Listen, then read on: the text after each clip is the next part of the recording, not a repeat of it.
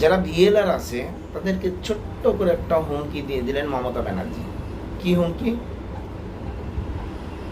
যে ভোটের আগে রাজ্য সরকারের হয়ে কাজ করে, ভোটের সময় নির্বাচন কমিশনের হয়ে কাজ করে এবং ভোট শেষ হয়ে গেলে আবার রাজ্য সরকারের হয়েই কাজ করতে হবে।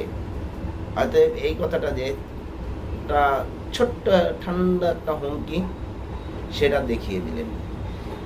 এছাড়াও যে 1000 বিএলআরদের প্রশিক্ষণ দিয়েছিল নির্বাচন কমিশনার, সেই 1000 লোককে কাজেই রাখবে না, তাদের পুরোপুরি বাদ, নাম থেকে বহিষ্কার, তারা বিএলও পদেই থাকতে পারবে না।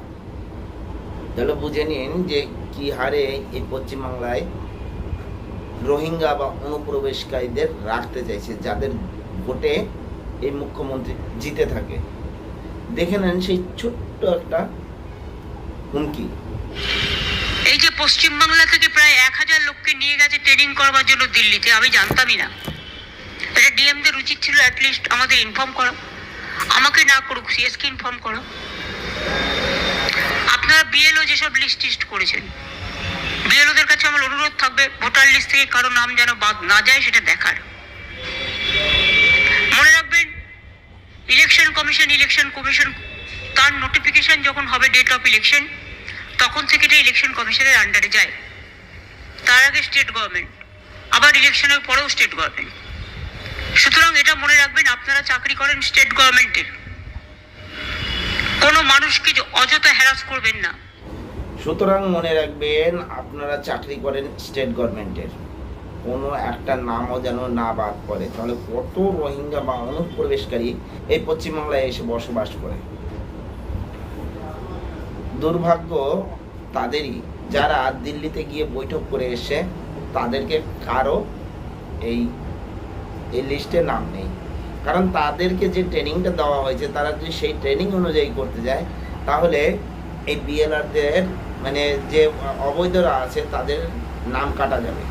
জানেন তো যে এই বিহারে যে স্যার হয়েছে, এই স্যারের আওতায় পাকাপাকিভাবে 62 লক্ষ ভোটার বাদ গেছে। পাকাপাকিভাবে 62 লক্ষ ভোটার বাদ গেছে। এর ভিতরে মৃত আছে, স্থানান্তরিত আছে, নেই বা অনেক রকমের অনেক জিনিস দিয়ে বা অনুপ্রবেশকারী এসব দিয়ে সব বাদ আছে। তো ওই রকম যদি বিহারে হয়, তো পশ্চিমবঙ্গে জিনিসটা কত সংখ্যা এসে দাঁড়াতে পারে, যার জন্য এই যে যাদের ভোটার লিস্ট থেকে নামটা বাদ যাবে, তাদের যেন বাদ না যায়, যার জন্য স্টেট গভর্নমেন্টের যে বিএলআররা আছে তাদেরকে দিয়েই কাজটা করাবে, যাতে নামগুলো বাদ না যায়, ছাপ্পা মারতে সুবিধা হয়, যাতে র্যাগিং করতে সুবিধা হয়। এই জন্যই এই নামগুলো যাতে না বাদ যায়। বাংলাদেশে অনুপ্রবেশকারী, মায়ানমারের অনুপ্রবেশকারী, এরা তো আছেই। সকলকে নিয়েই যাতে ক্ষমতা ধরে রাখতে পারে, তার জন্য এই সরকার চাইছে। কি বলেন আপনারা? এই বিষয়ে যদি আপনাদের কিছু বলার থাকে অবশ্যই জানাবেন। জয় হিন্দ, বন্দে মাতরম, ভারত মাতা কি জয়।